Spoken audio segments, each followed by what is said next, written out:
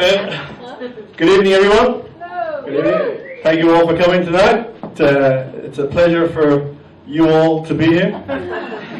It's great to be back in Melbourne. Last time I was here in Melbourne was about 5-6 hours ago. I actually live in the Burbs, and I came in to the city area to have a psychic reading today, so I'll tell you later about that. But so yeah, got a train home, did the usual, had a shower, fed the dogs, keep the cat. Anyway, I'm back here, so it's really good to be back here. I have to say, it's my pleasure to be here. In fact, it's great. It's great to be here. It's great to be anywhere. It's great to be out of the house, to be honest. Now, my psychic told me today that I'll be speaking to a bunch of idiots tonight. Yeah, she said we get a few laughs with that one. So she's good. She's good. When I left the psychic, I was going to the train station to get home, and this chap stopped me in Spencer Street. And he says to me, excuse me, mate, he says, can you tell me the quickest way to Russell Street? I had to think for a second, and I said, Russell Street. I said to him, Russell, oh yeah, I said, are you walking or are you driving? And he says, oh, I'm driving. And I said, well, that'd be the quickest way.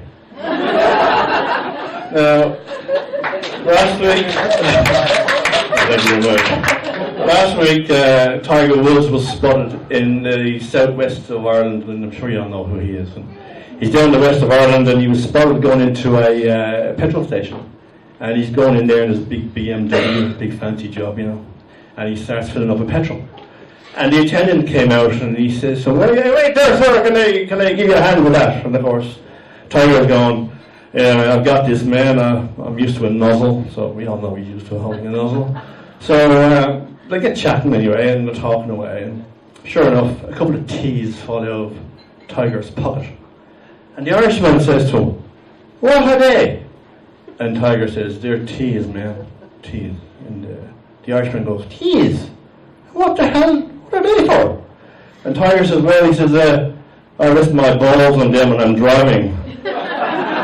And the attendant goes, Jesus Christ, BMW, think of everything.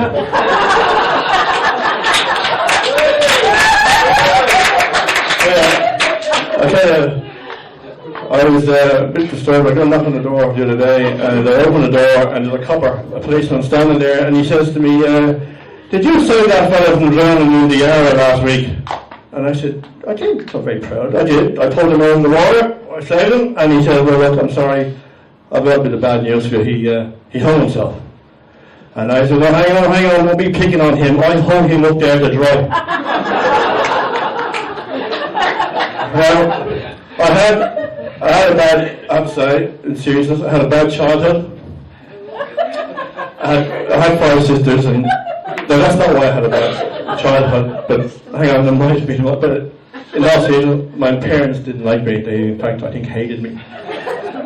Because when I was a little boy, every weekend they'd take me to spend time with my grandparents, and I'd do, Jesus, every weekend. I used to dread it, hated it, in fact. So they'd take me every weekend, and I'd go, Jesus, here we go again. And I'll never forget the bloody cold wind in that cemetery. Now, in contrast, my children, I had actually triplets. And they, I believe, had a good childhood. And I'd like to tell you a story about the first words they spoke together. And it goes like this, right? There were about 2 boys and a girl, and they were about 18 months old, I think it was, about 16 or 18 months old, right?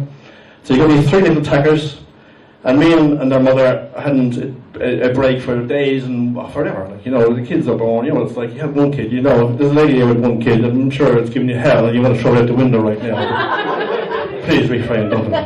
So I had 3 of them, and they were shockers, but they're okay. Now, the ex-wife didn't have a break. I said, listen, how about you go off with your friends? They're 18 months old now, so 16, 18 months. I can look after them. Really? I've got this. You know what I mean? So eventually she says, okay, she agreed with me, and she organised a night out. Her friend picks her up this night. The kids sleep in the nursery, and she goes, will you be fine? I said, would you go on, have the odd drink. forgetting, of course, 11 is an odd number. And off she went, and as soon as that bloody gate shut, I'm kid you not, the three of them stood up and started crying and screaming, "Ah! Dada!" Three little shits, they're about this big, in their cots, going absolutely crazy. And I'm like, Jesus, I ran for the door to see what she left, and of course there's the car driving off in the distance, and I'm going, got this. So I go inside, and the three of them are like going off.